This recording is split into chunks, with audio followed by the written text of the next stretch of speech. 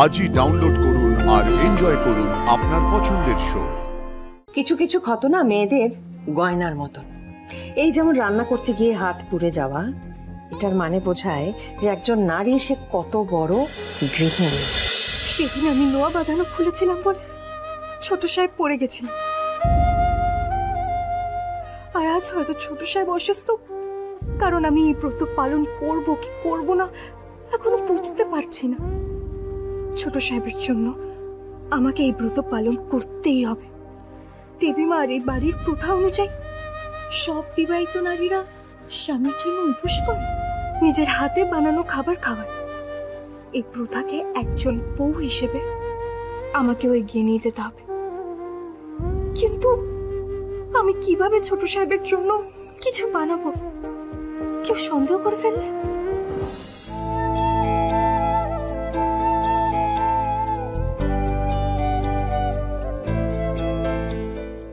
ছোট, হ্যাঁ একটু আয়ুষের সুপে একটু নুন দিয়ে দিবি? ও দিদি, আমার তো হাত জোড়া গো। আমি যদি সুপে নুন দিতে যাই তখন এই সব কিছু পড়ে যাবে সুপের মধ্যে। কুসুম, একটু আয়ুষের সুপে নুন দিয়ে দাও না প্লিজ। আমি ভাবছিলাম কি করে ছোট সাহেবকে নিজের হাতের খাবার খাওয়াবো। দেবী মাই সেই উপায় বার করে দিলেন। হ্যাঁ দেবী মা,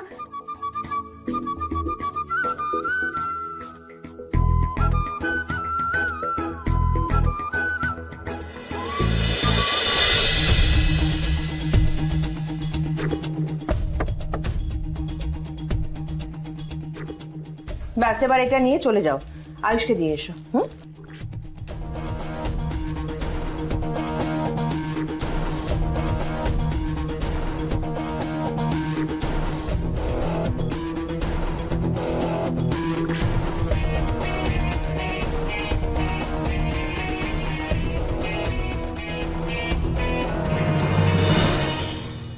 আয়ুষকে সামনে খাবার দিয়ে আসতে বলেছে বলে কুসুম এত খুশি হলো কেন?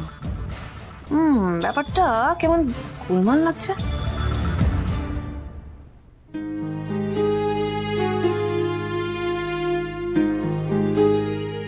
ছোট সাহেবের জ্বর এসেছে, একবার দেখে তো।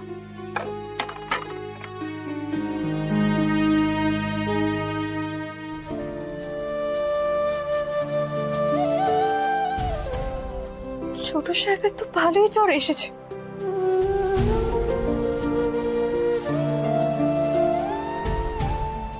আমারই দোষ। এই গাঙ্গুলি পরিবারের রীতি পূর্ণিমাদের সব স্ত্রীরা তাদের স্বামীদের জন্য ব্রত পালন করে। আমি এই ব্রত পালন করার সিদ্ধান্ত নিতে এতটা দেরি করে ফেললাম, সেই জন্য ছোট সাহেবের জ্বর এসেছে। আমারই দোষ, আমারই দোষ।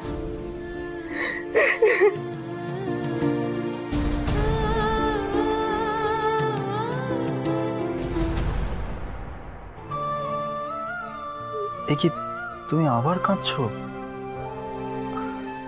আচ্ছা, তুমি আমাকে নিয়ে এত চিন্তা কেন করো বলো তো?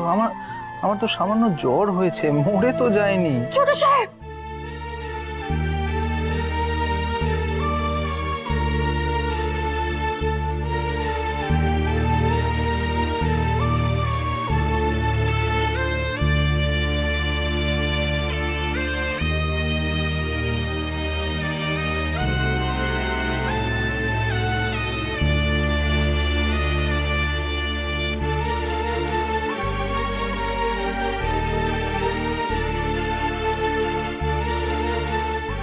তুমি জানো গুরুদেব মাকে কি বলেছেন?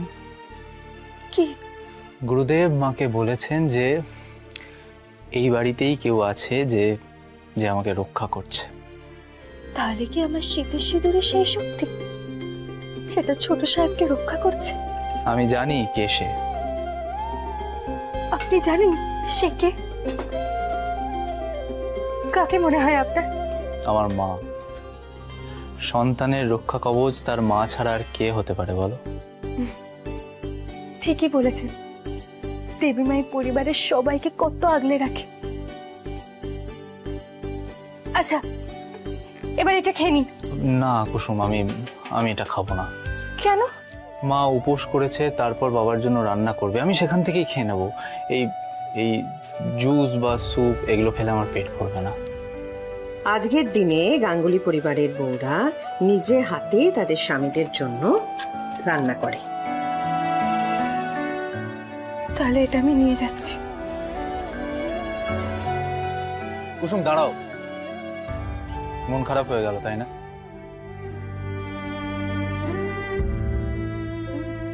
না না, আসলে তুমি জানো তুমি মিথ্যে কথা বলতে পারো না।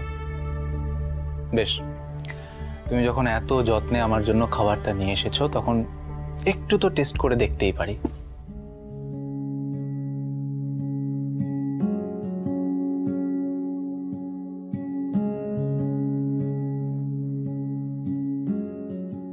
আপনি আপনি খাবেন? অল্প।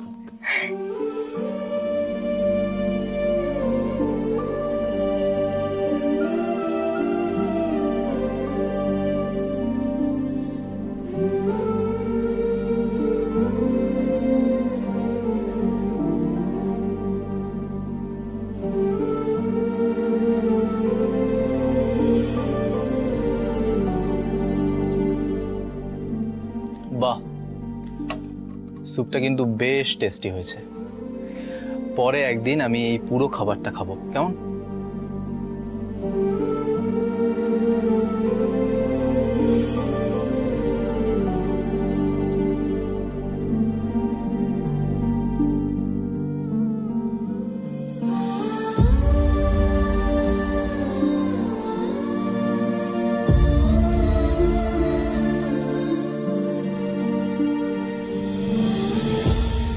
কুসুম সকলের কত খেয়াল রাখে, একটু ক্লান্ত হয় না মেয়েটা। ওকে যত দেখি ততই অবাক হয়ে যায়।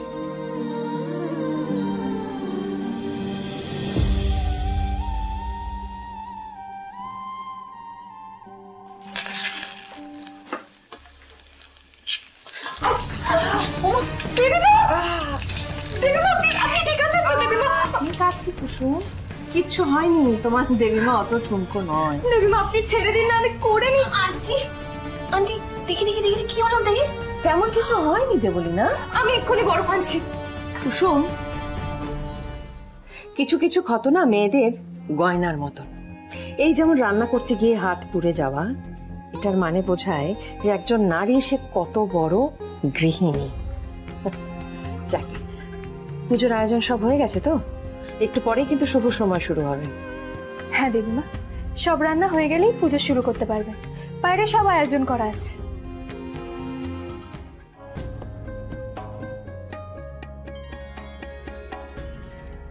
ওই দেখো ওই দেখো ওই দেখো, কুসুমকে দেখো দিদির সাথে কিরকম ইটুলির মতো চিপকে চিপকে রয়েছে। এই মেয়েটা না খুব ধান্দাবাজ, দিদির গুডবুকে থাকার চেষ্টা করছে।